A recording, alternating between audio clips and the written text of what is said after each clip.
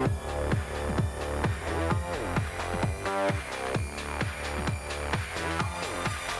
you go. Hello, traders. Cousin Vinny coming to you from theclosingprint.com on November 27th, 2022.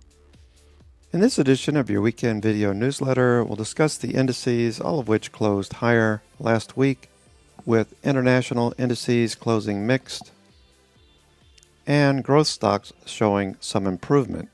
With our indicators mostly bullish at 12 and neutral at 6, that leaves two indicators bearish, again pointing to breadth being a bit overbought. So with that in mind, we'll start off the week with a bit of caution. S&P 500 support is at 3950 and 3900 below that, and resistance overhead at 4050 and 4100. Finally, we had the vol trigger and zero gamma moving higher as well. 65 stocks from the industrials, transports, and energy sectors. We are above these volume by price bands. We've pushed above the 200 period moving average, the 200 day, and the 9 and 21 day have crossed through. That longer term moving average, RSI, is pegged near 70. The Dow Jones Composite, in reference to the weekly performance, we had Disney closing at highs with Ryder following and Walgreens Boots Alliance. Many of these stocks look very strong and above their bullish trending 20-day moving average, the blue line, and above the red line, the 50-day moving average, with most of these stocks following through, looking for continuation, with only 4 of these components down more than 1% on the week. The rest are less than that or green on the week. So 65 stocks from the industrials, transports, and energy sectors are trading above the 200-day moving average. We also have the New York Stock Exchange above its 200 period moving average and starting to move above a trend line going back to January, while the advanced decline line has yet to make a new higher high. It is improving, and the number of stocks making new highs versus new lows is above the zero line. We also have the Russell 2000 small caps above the 200-day moving average. The previous week, last week, we closed just below it, so there's a possibility we could come up and test this trend line overhead. RSI is above 50, which would give us a risk-on signal if small caps, a riskier asset, continues to be bought, while the S&P 500 is below the 200-day moving average, despite the fact that small caps, Dow Jones Composite, and the New York Stock Exchange are above the 200-day moving average.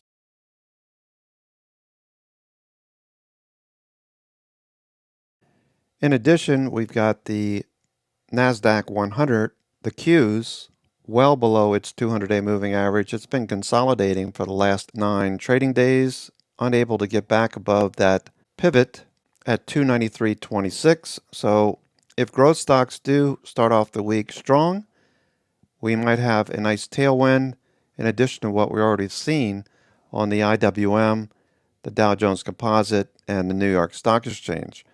In the short term, however, breadth as measured by the New York Stock Exchange and the NASDAQ Composite have both started to peak, and we can see the black line is rolling over like we had back here in August.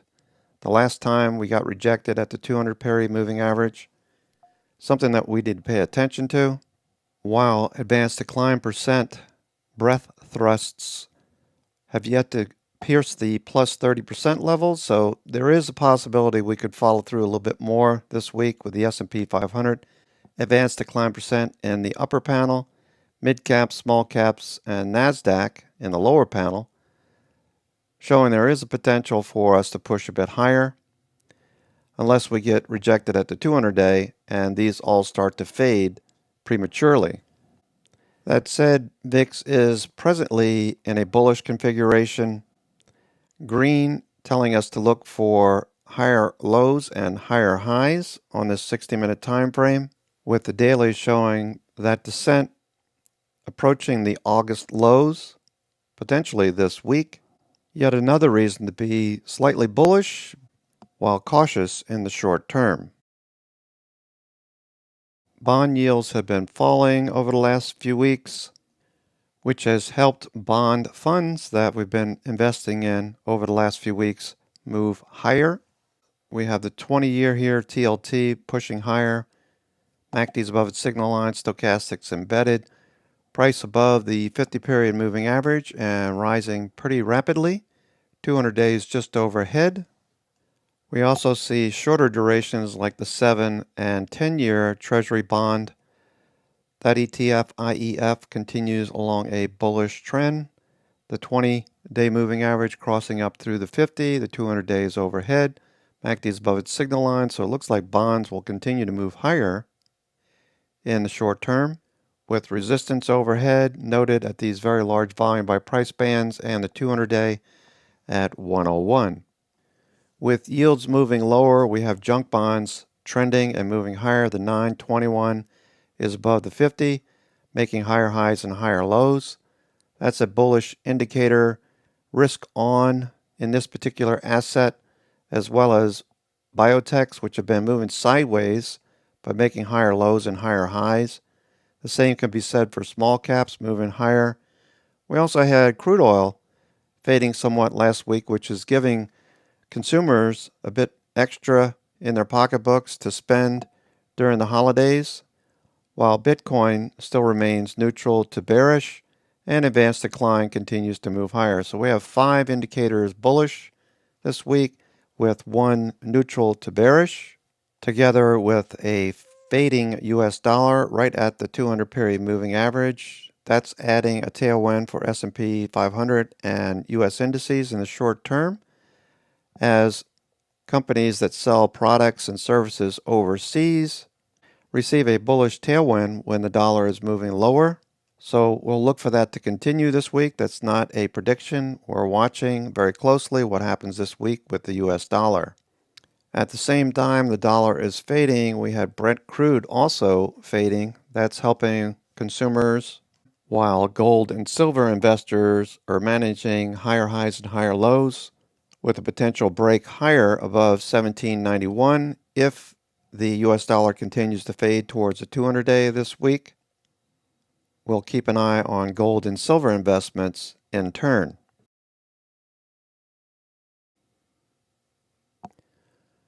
Sectors also faded a bit last week. We can see a little bit more weakness. While most sectors held up fairly well, we also had improvement in Europe and in Asia. South America did fairly well. Brazil was off a little bit. We're still seeing improvement in the international markets, so there are other areas to invest in as well as the U.S. markets, with most of the U.S. sectors above the 20-day moving average, the blue line, and the red line, the 50-day. Biotechs are consolidating over the last 2 weeks. Real estate looking for a follow-through. Transports, as previously mentioned, holding up fairly well. We did have energy sitting on top the 20-day, materials, communications, financials outperforming along with industrials last week. Transports are consolidating. While some components of the healthcare sector did fade a bit, the main sector moved higher, with the utilities and staples showing that defensive positioning is still in effect. And while we're watching for consumer discretionary and retail, which outperformed over the last couple of weeks, continue to push higher.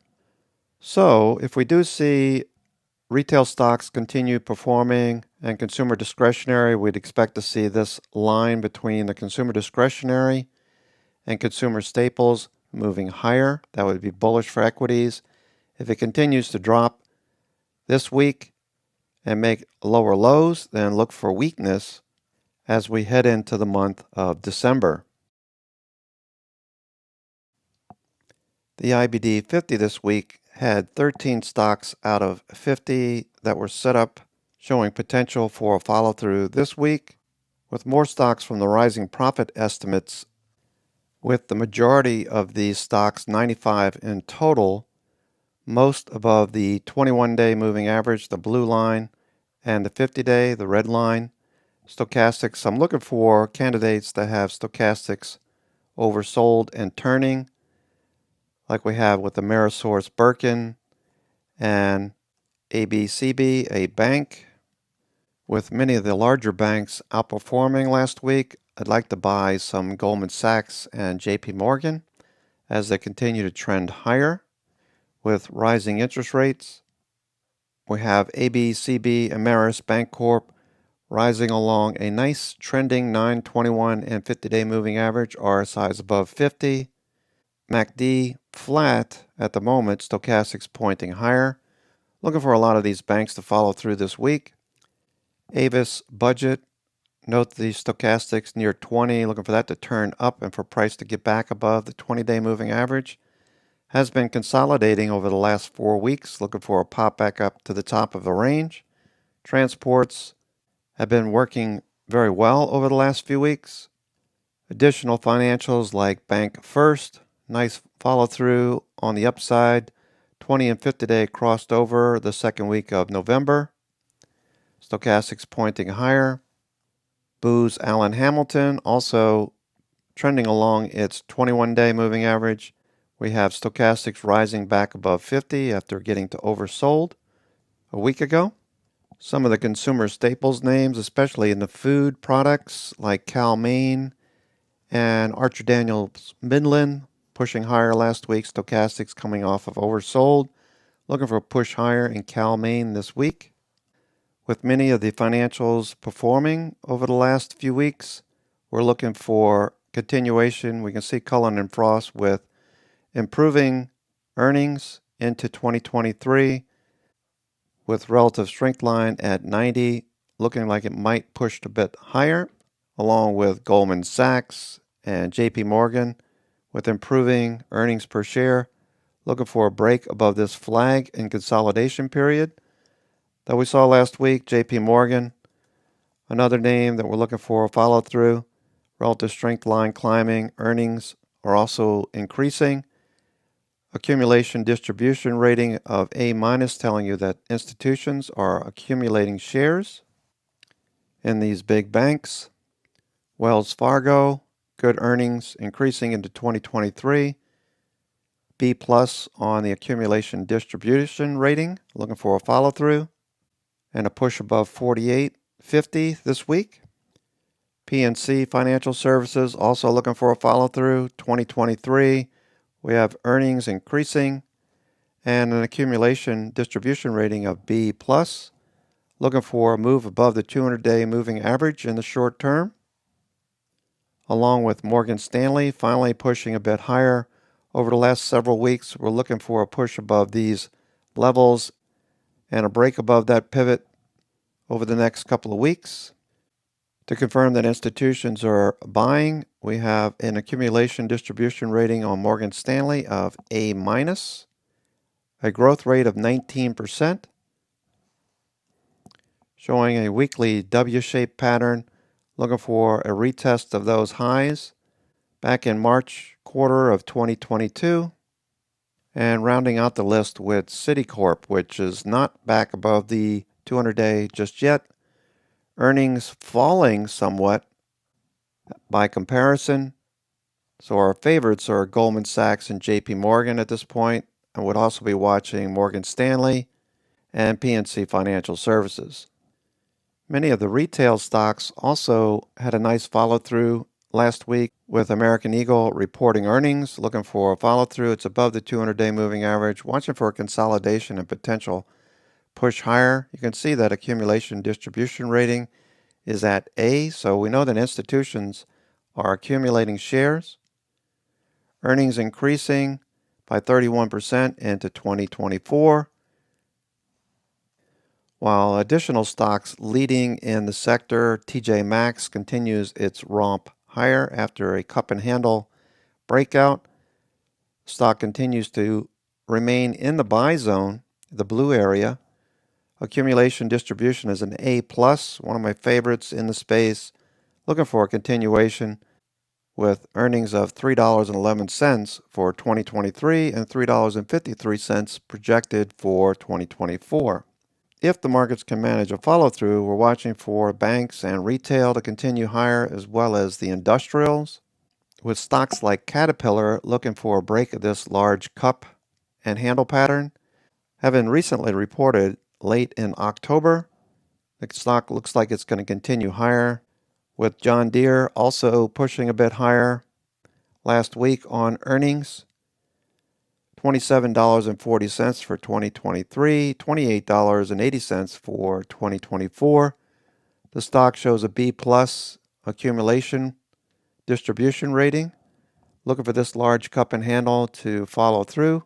A breakout above 450. Looking more and more possible.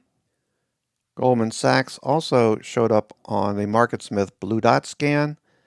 This is showing stocks that have relative strength line climbing to new highs while potentially set up in a pattern ready for a breakout and already on our watch list for a continuation into year end.